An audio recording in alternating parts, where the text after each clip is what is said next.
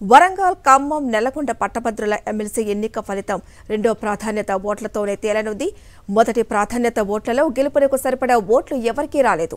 కాంగ్రెస్ అభ్యర్థి తీన్మార్ మల్లన్నకు అత్యధికంగా 122,813 ఓట్లు వచ్చినా గెలుపునకు సరిపడా ఓట్లు మాత్రం సాధించలేకపోయారు. గెలుపు కోసం 155,095 ఓట్లు సాధించాల్సి ఉంది. దీంతో రాత్రి నుంచి ఎలిమినేషన్ ప్రక్రియ కొనసాగుతోంది. హోరాహోరీగా సాగిన ఎన్నికల్లో గెలుపు ఎవరిదనే ఉత్కంఠ కొనసాగుతోంది. మొదటి ప్రాధాన్యతలో కాంగ్రెస్, బీఆర్ఎస్ అభ్యర్థుల మధ్య ఓట్ల తేడా 18,565 మాత్రమే ఉంది. తీన్మార్ మల్లన్న గెలవాలంటే రెండో ప్రాధాన్యత ఓట్లలో 32,282 ఓట్లు సాధించాల్సి ఉంది. బీఆర్ఎస్ అభ్యర్థి రాకేష్ రెడ్డికి మొదటి ప్రాధాన్యతలో 104,248 ఓట్లు రాగా ఆయన గెలవాలంటే 50,847 ఓట్లు రెండో ప్రాధాన్యతలో రావాల్సి ఉంది. ఇక మరింత సమాచారం నల్గొండ నుంచి మా ప్రతినిధి అశోక్ అందిస్తారు. అశోక్,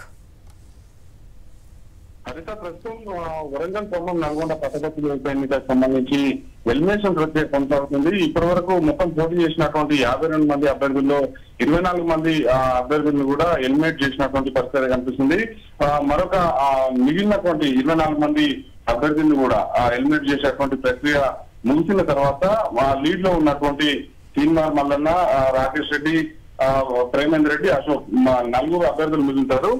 మిగిలిన తర్వాత స్వతంత్ర అభ్యర్థి అశోక్ 29,697 ఓట్లు పొందినటువంటి నేపథ్యంలోనే ఆయనకు వచ్చినటువంటి రెండో ప్రాధాన్యత ఓట్లను లెక్కిస్తారు. అందులో ఎవరికి ఏ అభ్యర్థికి ఎన్ని ఓట్లు పడ్డాయనేది చూసిన తర్వాత ఒకవేళ 50% కోటా రాకపోతే బీజేపీ అభ్యర్థిగా మూడో స్థానంలో ఉన్నటువంటి ప్రేమేందర్ రెడ్డి ఓట్లని రెండో ప్రాధాన్యత ఓట్లని లెక్కించున్నారు. ఆయనకు 43,313 ఓట్లు వచ్చినటువంటి నేపథ్యంలోనే 50% కోటా పూర్తి అవుతుందా లేదా అనేది కూడా అధికారులు అయితే టాలీ చేసేటువంటి అవకాశం అవుతుంది. ప్రస్తుతం అయితే మనం ఒకసారి చూసుకున్నట్లయితే 18,565 ఓట్ల ఆధిక్యంలో ప్రస్తుతం తీన్మార్ మల్లన్న కొనసాగుతున్నారు. 24 మంది అభ్యర్థిని ఎలిమినేట్ చేసిన తర్వాత కాంగ్రెస్ అభ్యర్థికి 220 ఓట్లు వచ్చాయి.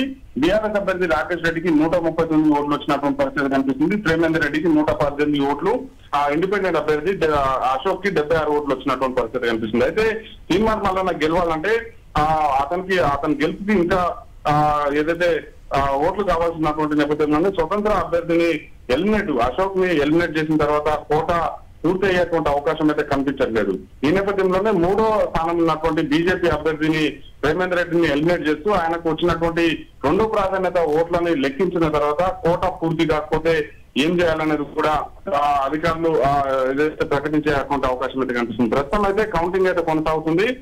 24 మంది ఉదయం 7:30 వరకు ఉన్నటువంటి సమాచారం ప్రకారం అయితే 24 మంది ఇండిపెండెంట్ అభ్యర్థులను అయితే ఎలిమినేట్ చేశారు. మరొక 24 మందికి సంబంధించినటువంటి ఎలిమినేషన్ ప్రక్రియ అయితే కొనసాగుతుంది. హరిత, థ్యాంక్ యూ అశోక్.